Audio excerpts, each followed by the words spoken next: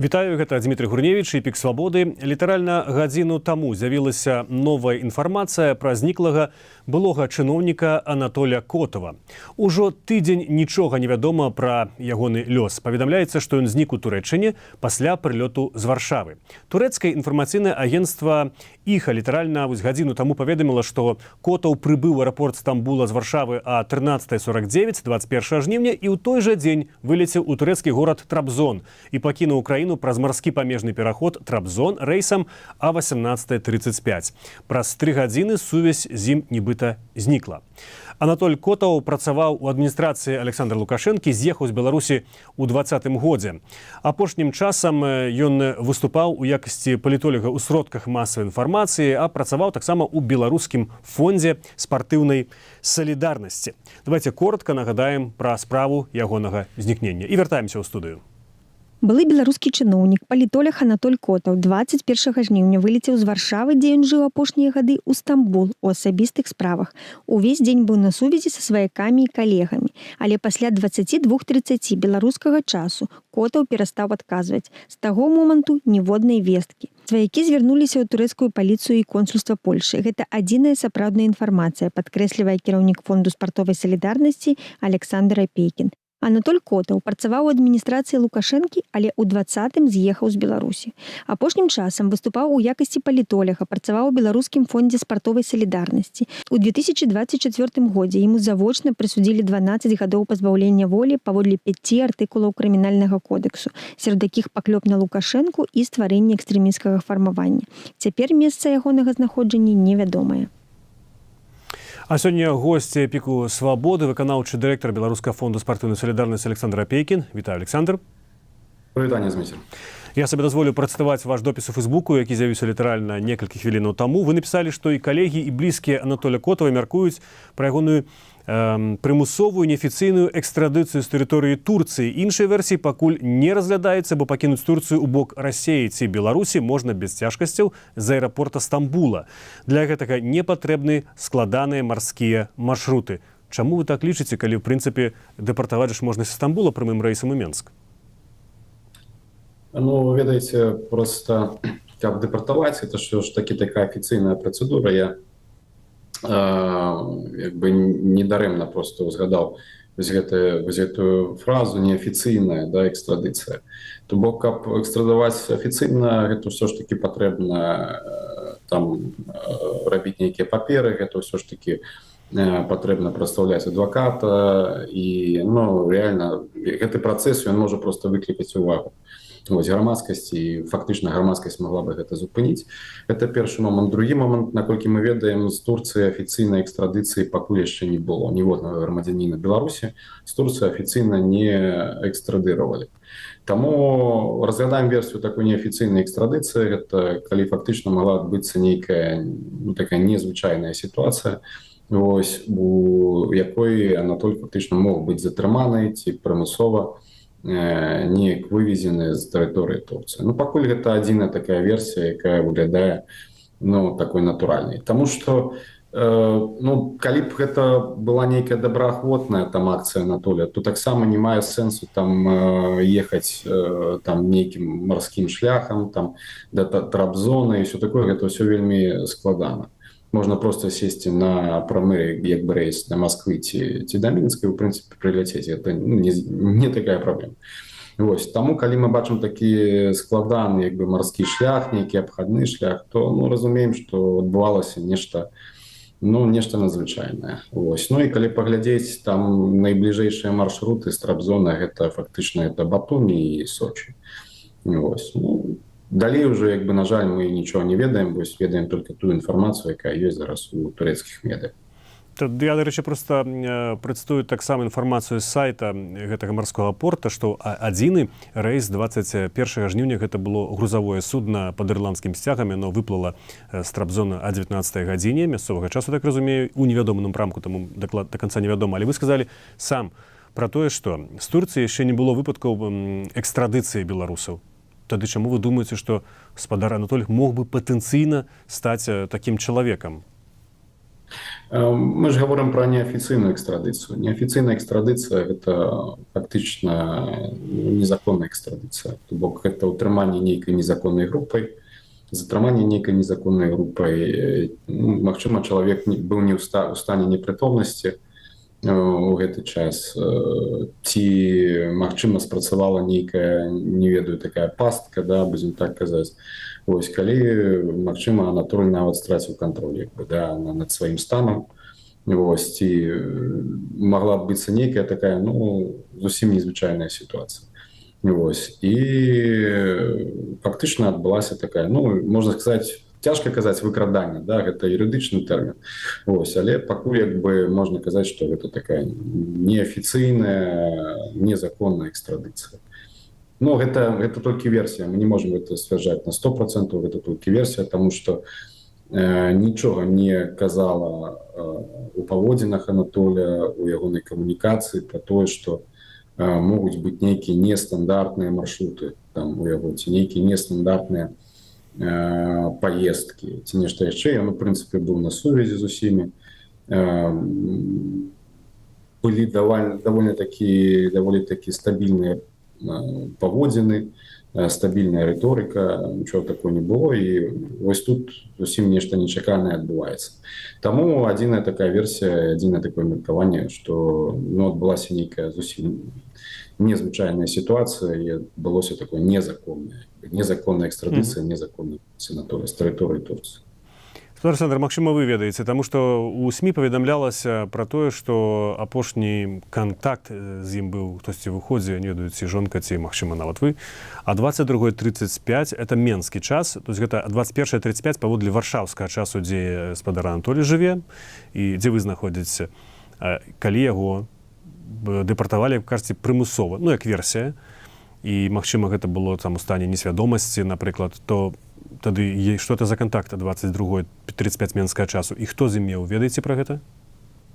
Цяжка сказаць, таму што магло так адбыцца, што і тэлефон ужо Анатоль не кантраляваў. Такое таксама бывае, разумееце, што тэлефон ён ужо не кантраляваў. Ці, магчыма, у гэты час ён яшчэ нейкім чынам быў у прытомнасці, а потым ужо нешта здарылася. Таму што мы разумеем, што фактычна ён знік з сувязі паміж часам 21:30 і 22:00 па варшаўскім часе. Вось у гэты прамежак часу ён фактычна ўжо перастаў адказваць на паведамленні.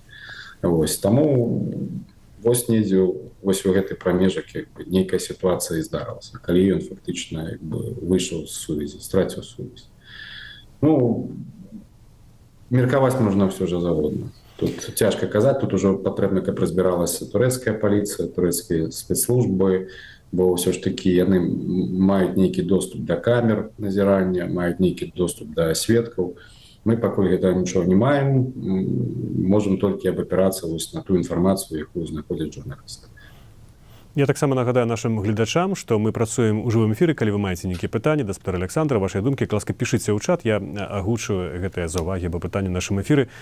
Спадар Александр, а вы самі маеце, апрача вось версіі пра выкраданне, нешта, што можа быць таксама блізкае да праўды. Разумееце, гэта адбываецца пасля знікнення праз пару месяцаў Анжэлікі Мельнікавай, і Анжэліка Мельнікава была, можна так сказаць, высокапастаўленай прадстаўніцай дэмакратычных сіл. Анатоль таксама быў у камандзе Павла Латушкі, працаваў таксама ў фондзе салідарнасці. Быў віднай асобай, таму што выступаў таксама ў СМІ, быў вядомым. Што, калі гэта не дэпартацыя, што это можа быць, на вашу думку? Калі разглядаць нейкі варыянт версію добраахвотнага вяртання, то для гэта, як я і казаў, не патрэбна ляцець у Трабзон. Навошта? Можна проста з Стамбула, калі хочаш там нейкі яшчэ маршрут змяніць, можна ж паляцець, напрыклад, яшчэ са Стамбула ў Дубай. Для этого не патрэбна ехаць там ляцець у Трабзон, каб з Трабзона неяк яшчэ там марскім шляхам кудысьці плыць. Гэта выглядае занадта складана, занадта падазрона. Я кажу, для добраахвотнага вяртання гэта надта складаны шлях. І ўсё роўна не мае сэнсу калі меркаваць, што нехта там замятае сляды, ты так сляды ўсё роўна не замятаеш. Ўсё роўна будзе адбівацца па памежным пераходзе, вось тая кропка ці памежны пункт, на якім фактычна як бы ты пераходзіш, все равно гэта будзе адбівацца. Ось, таму сэнсу як бы вялікага не мае, і калі казаць пра нейкі добраахвотны варыянт, ну, усе ж версіі можна разглядаць, мы у меншай нейкай ступені як бы разглядаем вось гэтую версію, але калі нават там і разглядаць, то для гэтага існуюць больш простыя варыянты. Гэта можна было проста са Стамбула непасрэдна паляцець у Маскву ці Мінск. Навошта ляцець у Трабзон і там яшчэ плыць кудысьці? Ну, еще есть Батумі. Можна було до Батумі доплисти за якраз от ті 2 години, поки він був на сувязі, тому що до Сочі трошки довше, здається. Ну, калі нават до Батумі, навошта все равно там плыць у Батумі, каб што? Каб паляцець у Мінск? Ну, можна са Стамбула паляцець у Мінск. Ну, нават калі ты поплывеш, там, доплывеш до Батумі, все равно у Батумі гэта інфармацыя таксама адаб'ецца, што ты з Батумі там паляцеў там у Мінск. Ну, все равно гэта будзе адбівацца ў базах.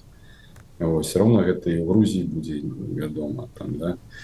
Ну, не ведаю, я не такі як бы канспіровак, я не такі там спецыяліст па пытаннях бяспекі розных там інфармацыйных баз і так далей, но я не бачу ў гэтым сэнсу плыць у Батумі такім складаным шляхам, каб з Батумі там зноў праляцець да Мінска, да якога можна праляцець са Стамбула.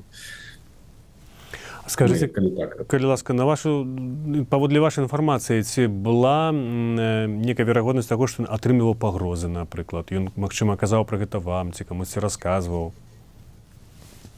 Не, вы ведаеце, апошнім часам ён увогуле як бы не вельмі актыўна займаўся нейкімі палітычнымі пытаннямі. Ён нават у інфармацыйнай прасторы амаль як бы нідзе не паказваўся там некалькі месяцаў. Займаўся пераважна ўжо як бы пытаннямі бізнесу, займаўся як бы развіццём івент-агенцыі. І вы ведаеце, просто даволі часта ён летаў па розных справах, якія былі там датычны ягонай дзейнасці там у арганізацыі івентаў.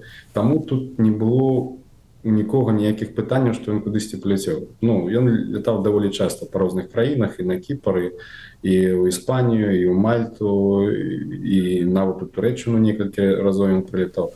То бок, гэта не выклікала ніякіх там пытанняў, ці не выглядала неяк падазрона, што ён раптоўна кудысьці паляцеў. Таму ніхто нават і не звярнуў увагі, не задаўся там нейкім пытаннем, што можа там адбыцца і штосьці такое.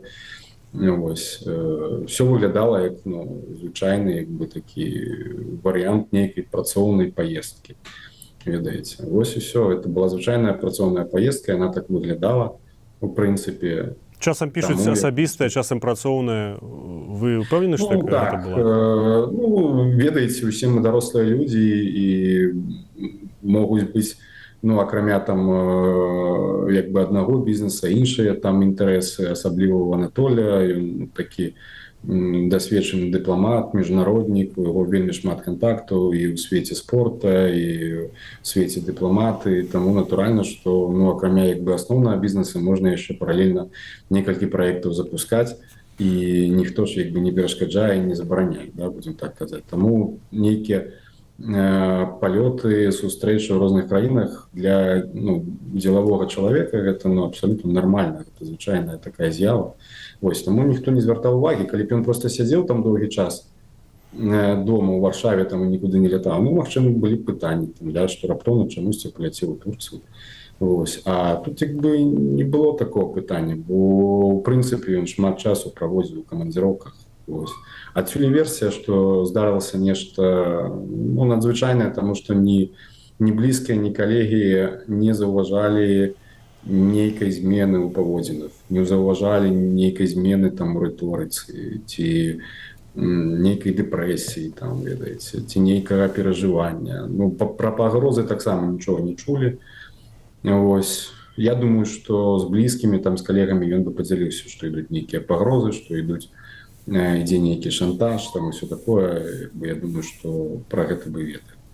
Нічога такого ніхто не ведаў. Все шло ў такім звычайным фармаце. Ніякіх там зменаў у паводзінах не было. Ну, і вы думаеце, што это можа быць, калі гэта, ну, допустим, прымусовая дэпартацыя неафіцыйная, або там нават нелегальная, як назваць это, з чым яна можа быць звязаная? З працай у фондзе ці з нейкай іншай дзейнасцю? Ну, па-першае, он все ж таки быў у вышуку у Беларусі і Расійскай Федэрацыі. І, магчыма, калі ён прыляцеў у Стамбул недзе па лініі Інтэрпола ці па лініі міждзяржаўнага вышуку, там нешта все ж таки як бы усплыла, да, і магла затрымаць просто, ну, альбо афіцыйна паліцыя, альбо маглі затрымаць нават расійскія спецслужбы, ведаеце. Ось. Мы не ведаем нават, з кім ён там ляцеў на сустрэчу. У нас няма інфармацыі, з кім ён планаваў сустракацца. Ось. І, ну, все ж таки у яго была такая палітычная дзейнасць, будем так казаць. І, ну, даволі вялікі дзяржаўны бэкграунд. Все ж таки вялікі час ён працаваў у дыпламатычных структурах, ён працаваў на фактычна дзяржаўных пасадах, бо генеральны сакратар Нацыянальнага алімпійскага камітэту, ну, гэта тым больш у часы як бы кіравання Александром Лукашенком, ну, гэта фігура была даволі блізкая, ў прынцыпе, да Лукашэнкі у плане пытання Нацыянальнага алімпійскага камітэту, так казаць. Таму магла зайграць і проста асабістая помста, і проста асабістае жаданне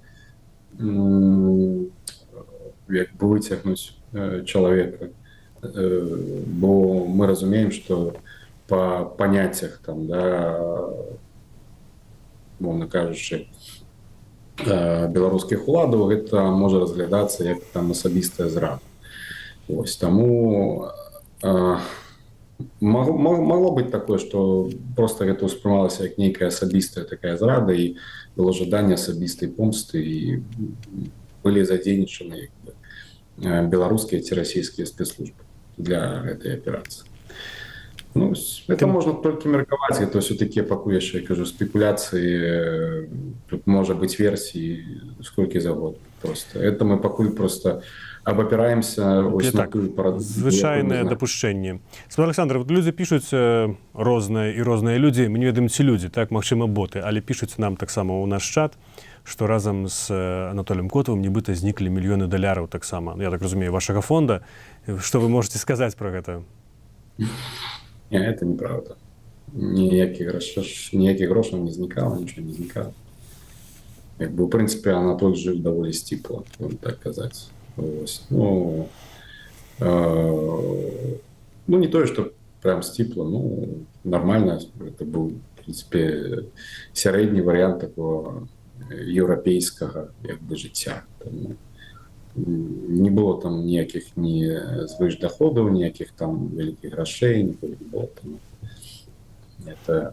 Тут такого скандалу, як з Мельніковай, няма. Вось той факт, што ён паляцеў у Турцыю, вы сказалі, што некалькі гадоў лятаў, но Турцыя не з'яўляецца чальцом еўрапейскай звязы. У прынцыпе, чалавек, который знаходзіцца ў вышуку, а з-пад Анатоля, здаецца, там 4 крымінальныя справы, прысуд 12 гадоў. Ну, няўжо не ўзнікала думкі, магчыма, вы гаварылі пра гэта, што ўсё ж такі па-за еўрапейскім звязам можа быць небяспечна. З-пад Анатоля няма іншага пашпарта, акрамя беларускага. Той дакумент, который прэзентавала турэцкая паліцыя агенцтву ІГА, і который мы сёння бачылі, гэта документ, это travel document, так званы, то есть документ падарожжа, который выдаецца там людзям зараз грамадзянам Беларусі ў Польшы, каб яны маглі падарожнічаць, але гэта не польскі пашпарт. Ну, ведаеце, просто не было як бы выпадку афіцыйнай экстрадыцыі. І я думаю, што Анатолій ён кансультаваўся і з юрыстамі, міжнароднымі юрыстамі, якія, в прынцыпе, казалі, што так, это, ну, небяспечна, могуць быць непрыемнасці, але, ну, як бы верагоднасць таго, што цябе выдадуць з тэрыторыі Турцыі, она, ну, фактычна была нулявая. Вось. Таму Турцыя, ну, звычайна, што гэта такое, ну, зручнае месца для нейкіх дзелавых сустрэч, для сустрэч з людзьмі, у якіх няма шенгенскай візы. Таму, як бы, багата хто проста выкарыстоўвае Турцыю, Стамбул, нават рызыкуючы, ну, проста каб сустрэцца. Па бізнесу, па нейкіх прыватных пытаннях і ўсё такое. Вось. Таму я думаю, што Анатоль абапіраўся вось на свой папярэдні досвед, калі ён ужо там наведваў Турцыю і як бы, ну, спакойна прылятаў, вылетаў і напэўна меркаваў, што гэта, ну, даволі так бяспечна. Вось. Таму і зыходзім з таго, што фактычна адбылася нейкая, ну, надзвычайная сітуацыя і быліся нейкія незаконныя дзеянні з Анатоліем. Это была фактычна нейкая, можа, незаконная такая неафіцыйная экстрадыцыя, ну, ці вываз з краіны. Ну, это адзіная такая версія, якая, ну, пакуль зараз упісваецца ў тую логіку, якая, ну, ёсць з інфармацыяй на сённяшні дзень. Дарэчы, а вы атрымлівалі нейкую інфармацыю ад турэцкай паліцыі, таму што было паведамленне, што і сваякі, я так разумею, жонка з Анатоля і калегі, магчыма, вы звярталіся ў турэцкую паліцыю і праз консульства таксама Рэспублікі Польшча у Турцыі? На жаль, яшчэ не атрымалі, таму што там ёсць бюракратычныя пытанні, звязаныя з тым, што падаць заяву там мы падавалі, але там ёсць некалькі фармальнасцяў. Першае з іх гэта тое, што патрэбна падаваць заяву толькі на тэрыторыі Турцыі, і каб гэта рабіў нехта з родных, альбо падаваць заяву праз адвакатаў па давернасці. Вось, ну, гэтую давернасць патрэбна было яшчэ там аформіць. Гэта заняло трошкі часу, і вось якраз сёння гэтая давернасць, яна ўжо павінна быць аформлена, і адвакаты змогуць рабіць афіцыйныя запыты там і ў паліцыю, і ў памежную службу. Вось, і ўжо там пасля гэтых запытаў ўжо будзем мець нейкую дакладную інфармацыю. Ну, у паліцыю, напэўна, ўжо не мае сэнсу там звяртацца, бо Анатолія няма на тэрыторыі Турцыі, да, як мы разумеем. Але, ну, фармальнасці нейкія патрэбна вытрымаць, проста каб атрымаць інфармацыю і ўжо з гэтай інфармацыі зыходзіць звяртацца ў іншыя краіны, напрыклад, там, у Грузію, там, ці ў Расійскую Федэрацыю. Ось. Ну, за нейкай інфармацыяй пра Анатолія, там, все роўна гэта як бы юрыдычны працэс, там, і нейкая інфармацыя, ну, павінна з'яўляцца, бо так ці інакш, там, калі глядзець нават і разглядаць там версію незаконнага вывазу, то ўсё роўна мы разумеем, што нейкім чынам пашпартны кантроль як бы быў пройдзены, так? Ён пакінуў тэрыторыю Турцыі, прайшоўшы пашпартны кантроль. Ось. Таму нават у гэтым плане, ну, нейкая афіцыйная працэдура ўсё ж такі была. Ось. Я, дарэчы, бачу, што вы на Фейсбуку дапісваеце заўсёды, калі ёсць у кагосьці інфармацыя пра справу Анатолія, каб з вамі кантактаваліся, ці вы атрымлівалі нейкія сенсацыйныя паведамленні, ці хтосьці кантактаваўся? На жаль, не. І мы бачым, што, ў прынцыпе, беларуская дыяспора ў Турцыі, ну, не мае нейкіх асаблівых там магчымасцяў нешта даведавацца. У асноўным, тое, што мы даведаваліся, гэта мы даведаваліся праз міжнародных журналістаў. Нават не праз беларускіх, а праз міжнародных, якія маюць уласных карэспандэнтаў у Стамбуле. І гэтыя карэспандэнты, яны могуць здабываць нейкую інфармацыю праз свае крыніцы. Александр, а ці бачыце вы нейкія інструменты, каб далей праводзіць пошукі спадара Анатолія? Ну, інструменты толькі законныя, якія у нас ёсць. Гэта праз адвакатаў накіроўваць запыты, гэта звяртацца да афіцыйных структур дзяржаўных, в прынцыпе, звяртацца да нейкіх сведкаў, якія маглі бачыць там Анатолія ці ў Турцыі, ці ў іншых краінах. Ну, тут арсенал даволі вузкі. Ну, натуральна, зараз як бы патрэбна нейкая медыйная падтрымка, каб проста быў распасёд інфармацыі і магчыма, з'явяцца нейкія сведкі, магчыма, падключацца нейкія іншыя журналісты, міжнародныя журналісты ў розных краінах, якія змогуць здабыць нейкую інфармацыю. Тут арсенал, ну, не самы вялікі, калі мы заходзім як без версіі таго, што гэта было выкраданне, і Анатолій недзе знаходзіцца ўжо зараз на тэрыторыі альбо Расійскай Федэрацыі, альбо Беларусі. Вось, то, ну, тут таксама як бы патрэбна ўсё роўна заходзіць з нейкіх законных магчымасцей. Ну, але ўжо мінуў тыдзень ад гэтага знікнення. Вы думаеце, што калі б яго, ну, не дай Божа, выкралі і даставілі, скажам, у КДБ Беларусі, што б яго не паказалі ўжо? Звычайна это здараецца вельмі хутка ў Беларусі.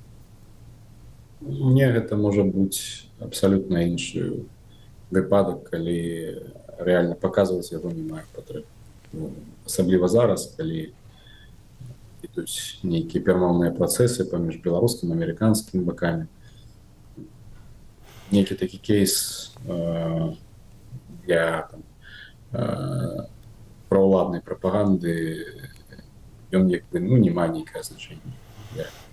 Бок гэта не той кейс, які рэальна варта паказваць. Але это не азначае, што Анатоль уже не знаходзіцца недзе ў Мінску. Тым больш у Беларусі зараз палітвязні выходзяць на волю, і наўрад ці такое выкраданне вельмі паказальнае было б на руку зараз рэжыму Лукашэнкі.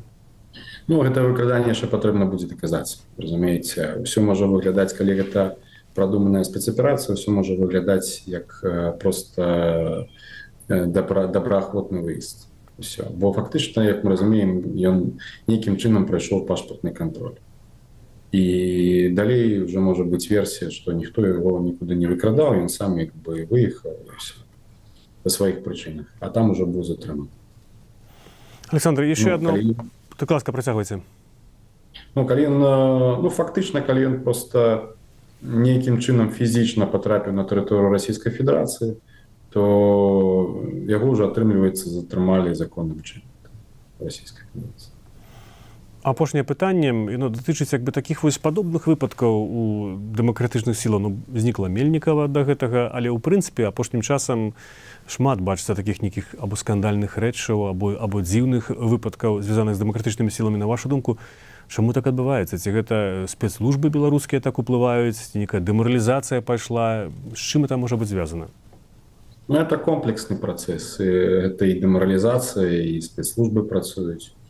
Бо, ну, нельга іх недаацэньваць таксама. І у спецслужбаў ёсць і рэсурсы, і кадры падрыхтаваныя, і традыцыі, і каардынацыя, і ўсё, і агентура працуе таксама.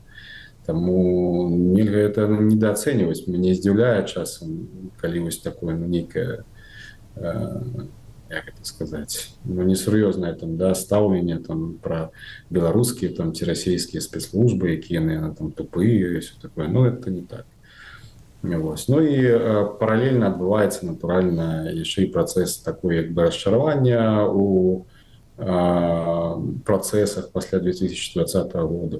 Адбываецца працэс расчаравання ў працы і дэмакратычных структураў. Як мы бачым зараз, ну, фактычна пайшла такая стадыя, не ведаю, стагнацыі сур'ёзнай, да, бо ўжо такі 5гадовы тэрмін, калі, ну, рэальна патрэбна, каб адбылася нейкая ратацыя ў дэмакратычных сілах. Вот, у дэмакратычных структурах, ці нейкае перфарматаванне, ці проста змена лідараў. Але мы бачым, што гэта не адбываецца, і фактычна ідзе такая пралангацыя паўнамоцтва дэмакратычных лідараў, ну, фактычна у такім фармаце, які мы бачылі ў Беларусі да этого. Тому людзі як бы расчароўваюцца, разумеюць, што перспектыў ніякіх няма, і могуць пагаджацца на нейкія прапановы з боку беларускіх уладаў, пагаджацца на нейкія угоды, ўсё такое. Таму тут у кожнага свае прычыны абсалютна. Я кажу, што кожны кейс, кожная сітуацыя, яна абсолютно індывідуальная. Я думаю, што, ну, вось варыянт з Анатоліем, ён не думаю, што он неяк падобны на кейс Мельнікава. Я думаю, што это абсолютно такая іншая сітуацыя. Дзякую вам, спадар Александр. Я нагадаю нашим гледачам, што сёння моим гостем быў выканаўчы дырэктар Беларускага фонду спартыўнай салідарнасці Александр Апейкін. Для вас у празе працаваў я, Дмітрий Гурневіч. Мы гаварылі пра таямнічае знікненне Анатоля Котова.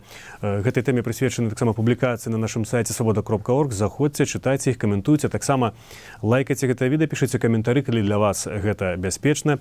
Дзякуй за тое, што вы былі разам з намі. Бывайце і заставайцеся са свабодай.